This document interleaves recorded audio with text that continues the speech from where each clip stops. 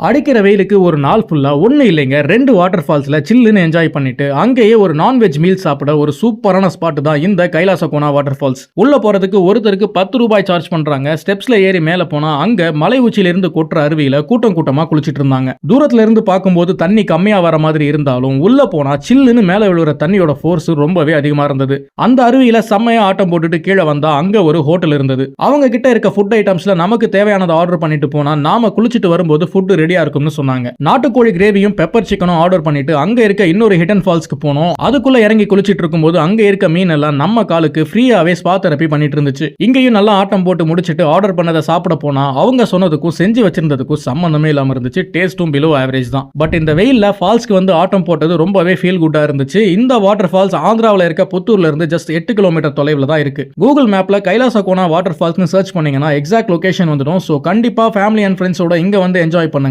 அடுத்த வீடியோல பார்ப்போம். Until then, bye from Common Man.